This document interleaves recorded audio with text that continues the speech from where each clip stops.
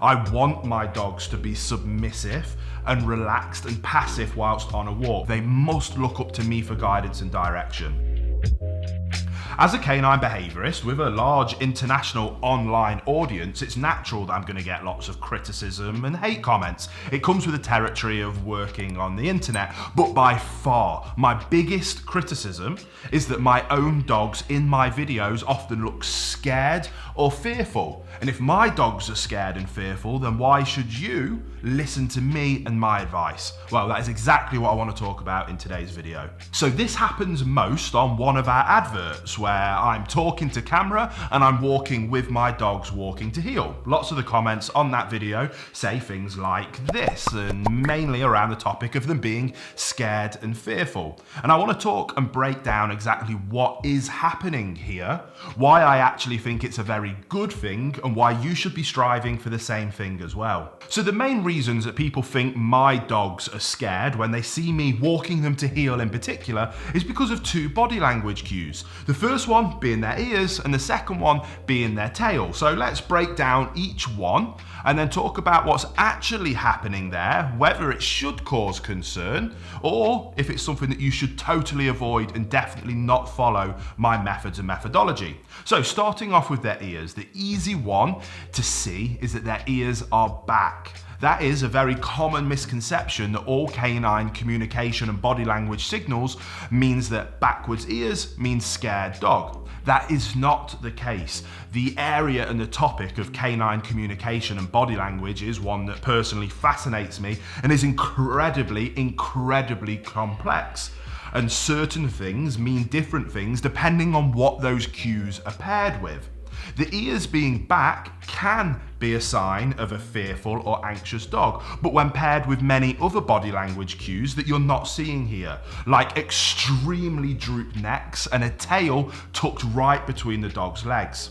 When those body language cues aren't paired with pinned back ears, it doesn't necessarily or at all mean that they're fearful. Now, there are varying different stages of a dog's ears being pinned back, from all the way flat tucked around the back of their head to various stages coming to a more mid-set relaxed ear position.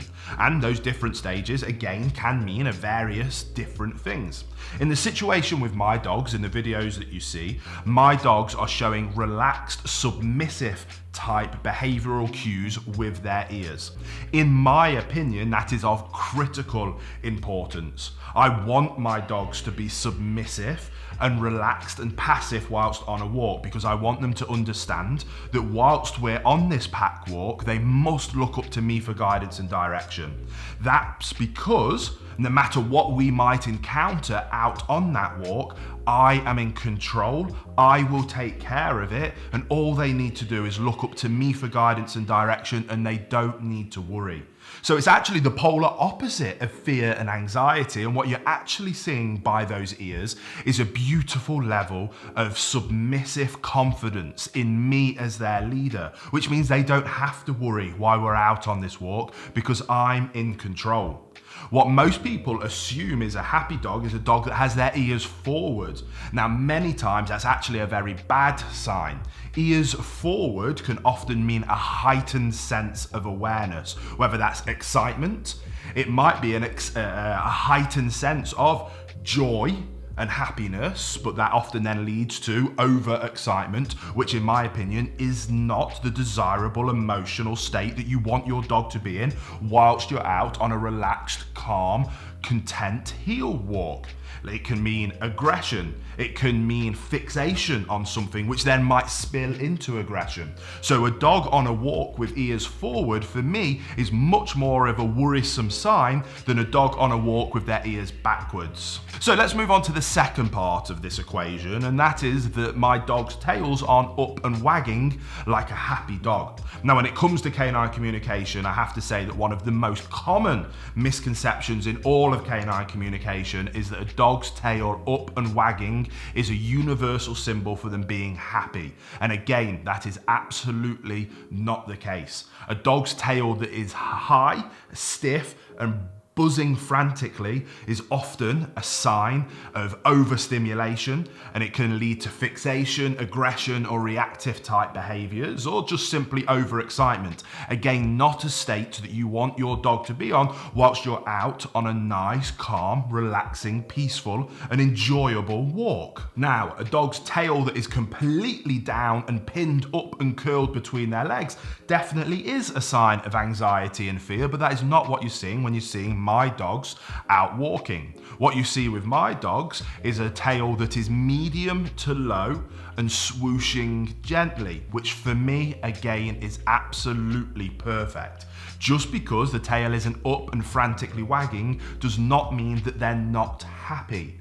A tail that is swooshing nice and calmly in a mid to mid-low or mid-high position is wonderful. That highlights that dog being in a state of relaxation, and not in any kind of heightened sense, either too much going into the overexcited / aggressive type behaviors, or tucked and pinned under the legs, leaning towards anxiety and fearful behaviors. That nice middle type, low swooshing tail with ears that are tucked back symbolizes a dog that is passive and submissive, but it does not symbolize a dog that is fearful and anxious. A dog that is passive and submissive, looking up to you for guidance and direction, is a dog that is content and then able to be kept under control, which as a canine leader is your responsibility, and you have a duty of care to ensure that's the case.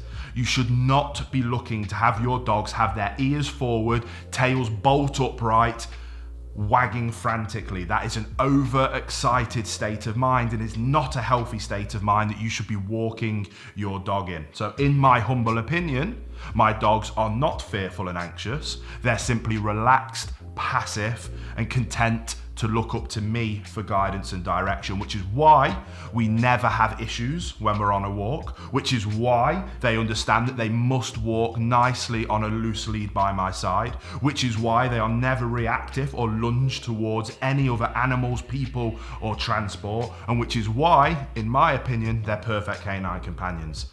All of that stems from myself as their calm, consistent, and most importantly, loving leader. I lead my dogs because I love my dogs. And because I love my dogs, I want to keep them under control, safe, content, and happy. Those things can and do coexist. So it's something that I think you should be striving for as well. I hope that answers that common criticism, and hopefully it might persuade you to check out our methodologies in more detail, because we would love to help you achieve the same kind of perfect canine companions.